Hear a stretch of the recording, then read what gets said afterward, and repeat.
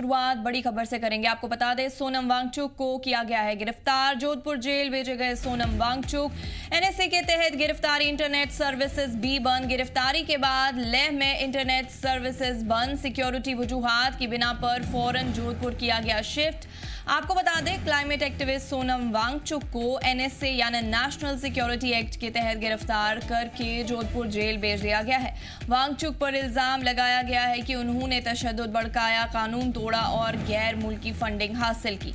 इन्हीं इल्जामात की बुनियाद पर मरकजी हुकूमत ने उनके इदारे सेकमॉल का FCRA लाइसेंस रद्द कर दिया था। गिरफ्तारी के बाद लेह में इंटरनेट सर्विसेज बंद कर दी गई हैं और इलाके में प्रोहिबिटरी ऑर्डर्स जारी हैं। जराये के मुताबिक police director general SD Singh की क़यादत में वांगचुक को उनके घर से गिरफ्तार किया गया और सिक्योरिटी वजूहात का हवाला देते हुए फौरन उन्हें लद्दाख से बाहर ले जाकर जोधपुर जेल मुंतकिल कर दिया गया।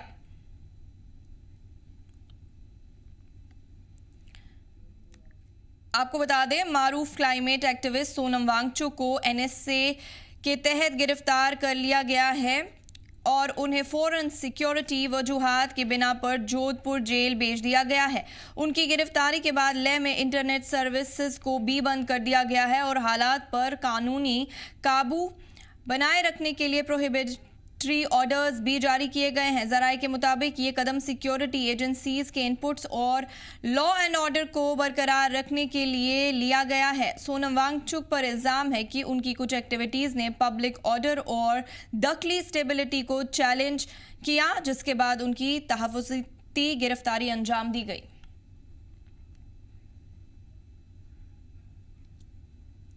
तफसीलात के लिए हमारे साथ जिगमीत जुड़ चुके हैं। जिगमीत, जानना चाहेंगे सोनम वांगचुक को किस धारा के तहत गिरफ्तार कर दिया गया है और अभी कनेक्टिविटी के भी क्या कुछ इश्यूज है, क्योंकि इंटरनेट सर्विसेज भी बंद कर दी गई है।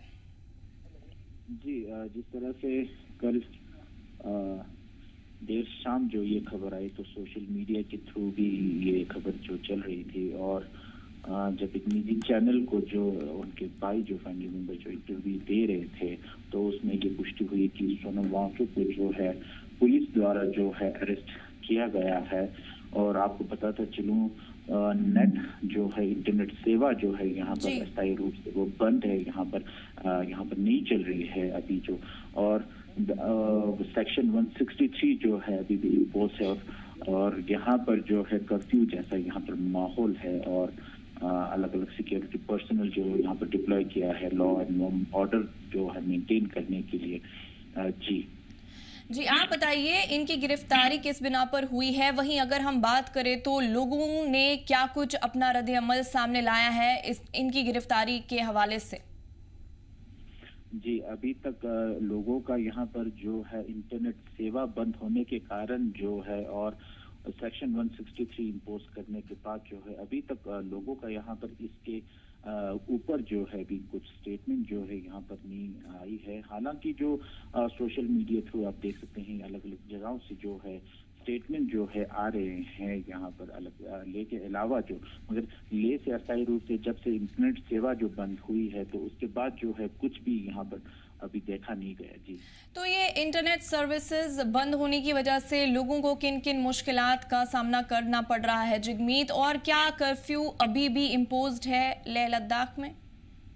जी, जिस तरह से 24 तारीख को जो प्रोटेस्ट हुआ उसके देर शाम जो डिस्ट्रिक्ट एडमिनिस्ट्रेशन ले द्वारा एक प्रेस कॉन्फ्रेंस करते हुए उन्होंने ये अपील की कि लॉ एंड ऑर्डर जो है लोगों को मेंटेन करने के लिए अपील की और साथ ही साथ सेक्शन 163 जो है इम्पोज किया जहां पर 5 लोग से ज्यादा जो है जमा नहीं हो सकते और साथ ही साथ कोई भी जो हम रैली करते हैं वो प्रेयर नोटिस के बिना पर वो हम नहीं कर सकेंगे। इस तरह की कुछ शर्तें थी। तो साथ ही साथ ये भी सुना गया कि कारगिल में भी जो है वो सेक्शन 163 जो है वो इम्पोज किया गया है, जहां पर देर शाम को जब 24 तारीख के देर शाम को LGUT लद्दाख द्वारा भी एक प्रेस कॉन्फ्रेंस करते हुए ये अपील की गई थी कि लोगों को जो है लॉ एंड ऑर्डर जो है मेंटेन करने की वो अपील करते हैं। जी, चलिए, तफसीलात के लिए आपका बहुत बहुत शुक्रिया जिगमीत।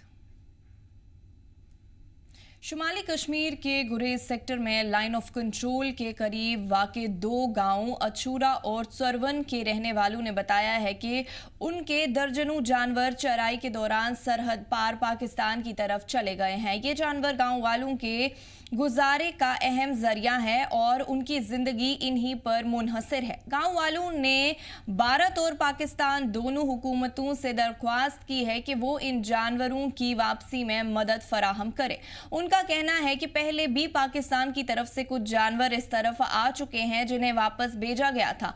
इसी उम्मीद पर वो चाहते हैं कि इस मर्तबा भी उनके जानवर सलामत वापस लाए जाए। पुलिस इंतजामिया के मुताबिक उनका कहना है कि मकामी लोगों के दवात की तहकीकात की जा रही है और फौज के साथ मिलकर इस सूरत हाल का जायजा लिया जा रहा है। SHO गुरेज नजीर अहमद ने कहा कि तकरीबन हर घर से एक जानवर लापता है। गांव वालों ने दोनों ममालिक की हुकूमतों से अपील की है कि इस मसले को संजीदगी से ले और जानवरों की हिफाजत के साथ वापसी को यकीनी बनाया जाए। अर्ज करना चाहता हूँ पाकिस्तान और हिंदुस्तान से कि हमारी गरीबों की माल मेहरबानी करके वापस करें, क्योंकि हम लोग जब आप लोग की माल आती है तब वापस दखल देते हैं और हमारी माल मेहरबानी करके वापस डालें। हम गरीब लोग हैं। ये देखो, ये हमारी बूढ़ी माँ है, इसके 2 बच्चे, इसको राशन के लिए पैसे नहीं होते, इसने कर्जा करके 2 जुम्बू लिया है और वो पाकिस्तान सरहद के पार बंद है। पाकिस्तान सरहद पार बकरवाल लोग वो माल की हिफाजत करते हैं और ऊपर की तरफ नहीं छोड़ते।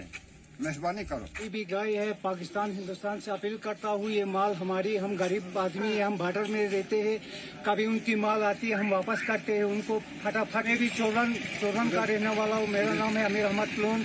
तो हमारी भी गाय है, तो हम गुजारिश करते हैं कि ये वापस करो। मैं गुजारिश करता हूँ दोनों मुल्कों से कि वो जल्द अज जल्द वापस करें। हमारे जैसे विद्यार्थियों को भी आगे बढ़ने के लिए बहुत सारी हेल्प दे रही है। उन्होंने हमें डिजिटल युग में जीने के लिए, कंप्यूटर्स चलाने के लिए, क्योंकि ऑलमोस्ट जो भी आजकल एग्जाम्स वगैरह होते हैं, हमें आगे कॉलेज में CUET का या किसी का भी एग्जाम देना है, वो भी आजकल कंप्यूटर्स में ही हो रहे हैं। तो अगर हम अभी से कंप्यूटर सीखेंगे तो आगे भी हमें जो है वो बहुत सारी मदद हो जाएगी, आगे भी हमें काम आ जाएगा।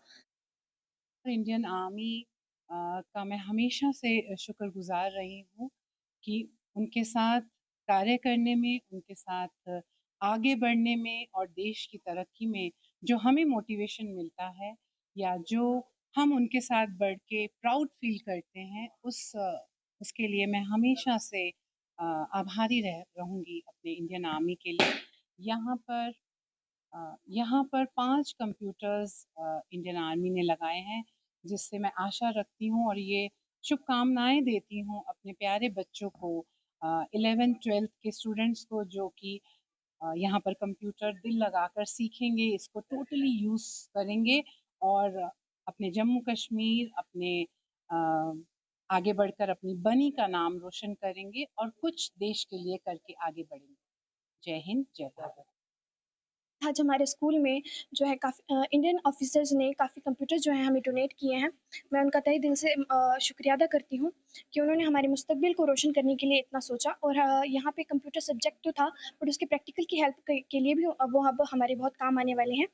और अब हमने अपने स्कूल के इनरोलमेंट के हिसाब से देखते हुए कि स्कूल की इनरोलमेंट काफ़ी ज़्यादा है और कंप्यूटर्स कम है, तो इसलिए हमने उनसे और भी मांग की है कि हमें और कंप्यूटर्स मुहैया कराए जाएँ। और उन्होंने इस चीज़ के लिए भी हमें इंश्योर किया है कि वो हमें और कंप्यूटर्स जो हैं वो देंगे।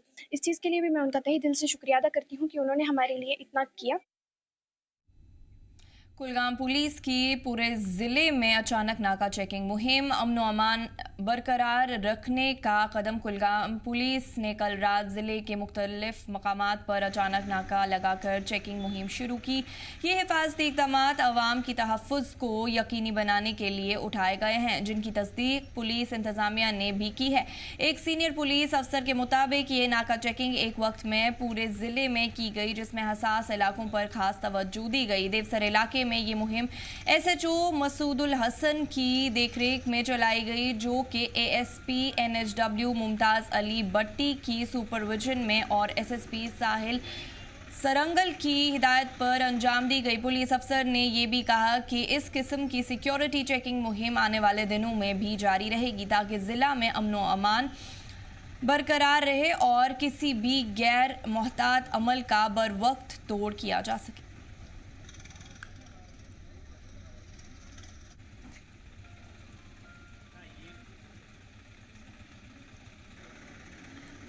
आपको बता दें, कुलगाम पुलिस की पूरे जिले में अचानक नाका चेकिंग मुहिम शुरू हुई। अमनो अमन बरकरार रखने का कदम कुलगाम पुलिस ने कल रात जिले के मुख्तलिफ मकामात पर अचानक नाका लगाकर चेकिंग मुहिम शुरू की।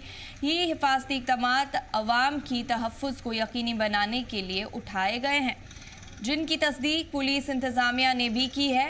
आपको बता दें, एक सीनियर पुलिस अफसर के मुताबिक ये नाका चेकिंग एक वक्त में पूरे ज़िले में की गई, जिसमें हसास इलाकों पर खास तवज्जो दी गई।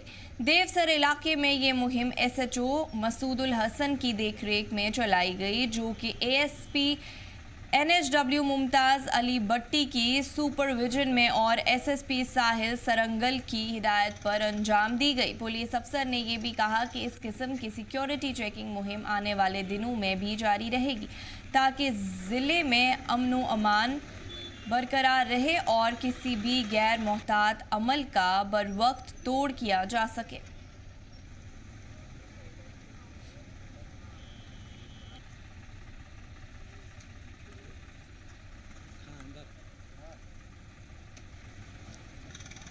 बड़ी खबर आपको बता रहे हैं, कुलगाम पुलिस की पूरे ज़िले में अचानक नाका चेकिंग मुहिम शुरू। अमनो अमन बरकरार रखने का कदम कुलगाम पुलिस ने कल रात ज़िले के मुख्तलिफ मकामात पर अचानक नाका लगाकर चेकिंग मुहिम शुरू की। ये हिफाजती इक़दामात अवाम के तहफ़्फ़ुज़ को यकीनी बनाने के लिए उठाए गए हैं, जिनकी तस्दीक पुलिस इंतज़ामिया ने भी की है। एक सीनियर पुलिस अफसर के मुताबिक ये नाका चेकिंग एक वक्त में पूरे ज़िले में की गई, जिसमें हसास इलाकों पर खास तवज्जो दी गई। देवसर इलाके में ये मुहिम SHO मसूदुल हसन की देखरेख में चलाई गई, जो कि ASP NHW मुमताज़ अली भट्टी की सुपरविजन में और SSP साहिल सरंगल की हिदायत पर अंजाम दी गई। पुलिस अफसर ने यह भी कहा कि इस किस्म की सिक्योरिटी चेकिंग मुहिम आने वाले दिनों में भी जारी रहेगी ताकि ज़िला में अमनो अमान बरकरार रहे और किसी भी गैर मोहतात अमल का बर वक्त तोड़ किया जा सके।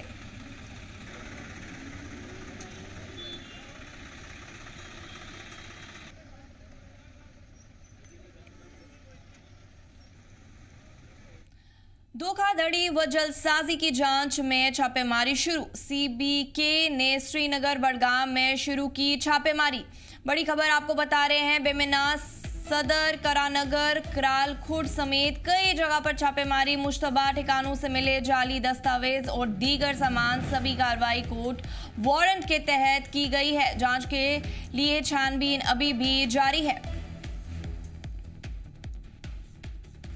बड़ी खबर से आपको आगाह करें, आपको बता दें, धोखाधड़ी व जालसाजी की जांच में छापेमारी शुरू। CBK ने श्रीनगर बड़गाम में शुरू की है छापेमारी। बेमिना सदर, करानगर, कराल खुर्द समेत कई जगह पर छापेमारी। मुश्तबा ठिकानों से मिले जाली दस्तावेज और दीगर सामान, सभी कार्रवाई कोर्ट वारंट के तहत की गई है। आपको बता दें, जांच के लिए छानबीन अभी भी जारी है। बड़ी खबर आपको बता रहे हैं, धोखाधड़ी व जालसाजी की जांच में छापेमारी शुरू। CBK ने श्रीनगर बड़गाम में शुरू की छापेमारी। बेमिना सदर, करानगर, कराल खुर्द समेत कई जगह छापेमारी। मुश्तबा ठिकानों से मिले जाली दस्तावेज और दीगर सामान, सभी कार्रवाई कोर्ट वारंट के तहत की गई है। जांच के लिए छानबीन अभी भी जारी है।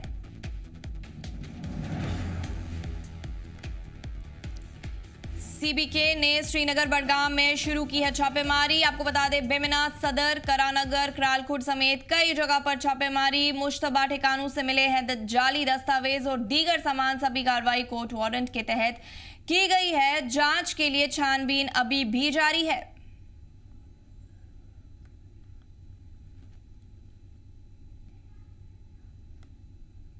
बड़ी खबर से आपको आगाह कर रहे हैं। आपको बता दें, धोखाधड़ी व जालसाजी की जांच में छापेमारी शुरू। सीबीके ने श्रीनगर बडगाम में शुरू की है छापेमारी। बेमिना, सदर, करानगर, करालखुट समेत कई जगह छापेमारी। मुश्तबा ठिकानों से मिले जाली दस्तावेज और दीगर सामान, सभी कार्रवाई कोर्ट वारंट के तहत की गई है। जांच के लिए छानबीन अभी भी जारी है।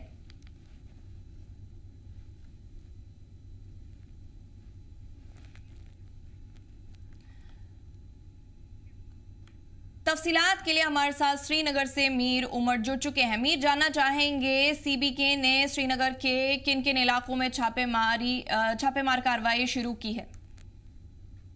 वेल देखिए, अभी जो ये इन्वेस्टिगेशन चल रही हैं, ये क्राइम ब्रांच कश्मीर की एक स्पेशल जो क्राइम विंग है उनकी तरफ से ये कार्रवाई की जा रही है। और श्रीनगर के मुख्तलिफ जो लोकेशंस है वहाँ पे कंटिन्यूसली अभी रेड्स की जा रही हैं। हालांकि ये रेड्स का जो ऑपरेशन था सिंस मॉर्निंग आज सुबह से चल रहा है, जिसमें हम देखें तो उसमें बेमिना है, सदर है, करानगर एरिया है और करालखुट का जो पुलिस स्टेशंस की जो ये जुरिस्डिक्शंस हैं, इन सभी जुरिस्डिक्शंस पे जो है अभी करंटली मेन लोकेशंस पे रेड्स की जा रही हैं। और खासतौर पर अभी बताया जा रहा है कि इन रेड्स के दौरान कई सारी जो चीजें हैं, खासतौर पर जो शकावर सस्पेक्टेड जो मटेरियल्स हैं, इनक्रिमिनेटिंग जो मटेरियल्स हैं, वो वहां से या डॉक्यूमेंट्स की अगर हम बात करें रिकवर किए गए हैं।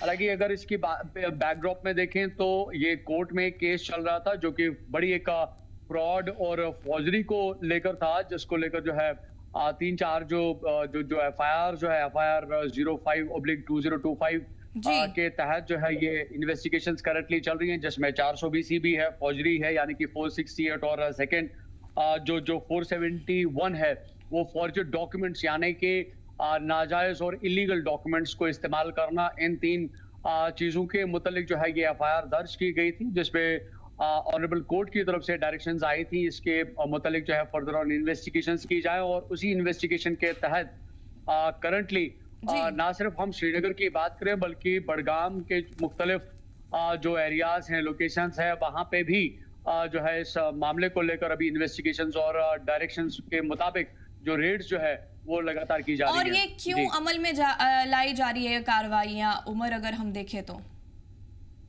वेल देखिए, मैं बिल्कुल वही कह रहा था कि इस मामले को लेकर जो है ऑलरेडी पुलिस स्टेशंस में FIR लगी है और उस FIR को लेकर जो है ऑनरेबल कोर्ट की तरफ से डायरेक्शंस मिली थी कि जो भी इसमें सस्पेक्टेड है, चाहे हम उन लोगों की बात करें या उन लोगों की लोकेशंस की बात करें जहां से वो रेजाइड या ऑपरेट इस फ्रॉड को या फॉर्जरी को कर रहे थे, उन सभी लोकेशंस पे जो है according to the directions of honourable court ये रेड्स की जा रही हैं। ना सिर्फ जिस तरह से मैंने श्रीनगर के मुख्तलिफ एरियाज का जिक्र यहाँ पे किया, बल्कि बडगाम के भी कई सारे ऐसे तो बडगाम में कौन से एरियाज हैं जिनमें ये छापेमार कार्रवाई हुई है, मीर उमर?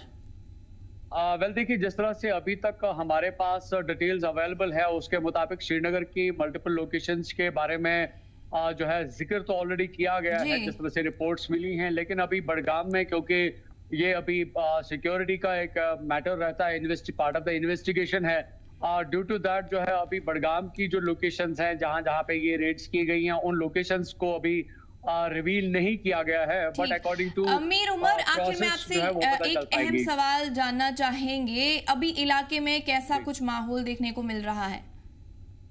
वेल देखिए, it's a part of the investigation. इस तरह में इससे माहौल एरिया पे या कोई ऐसी कोई डिस्टर्बेंस या कोई इस तरह का कोई माहौल पे कोई असर नहीं पड़ता है, क्योंकि जब भी कहीं पे कोई भी रेड या कोई ऑपरेशन की जाती है तो उसमें कोशिश यही किया जाता है कि जो नॉर्मल एक एटमॉस्फेयर है, एनवायरनमेंट है, उसको बिल्कुल उसी तरह से बरकरार रखा जाए। और खासतौर पर जहां पे ये रेड्स की जा रही है या ऑपरेशन किया जा रहा है उसको कंटेन पर्टिकुलरली उसी लोकेशन या उसी प्रेमाइसिस तक ही रखा जाए, सो दैट कि इवन दो की जो नेबरहुड है उनको भी खासतौर पर जब भी इस तरह के कहीं पे बड़े पैमाने पे रेड्स की जाती है जो कि स्पेशल विंग्स की तरफ से ऑपरेट किए जाते हैं, उसमें कभी भी जो अक्रॉस जो नेबरहुड होते हैं उनको भी पता नहीं चलता है कि किसी पर्टिकुलर मकान में कोई रेड की जा रही है या कोई ऑपरेशन किया जा रहा है। तो कोशिश यही की जाती है कि जब भी कोई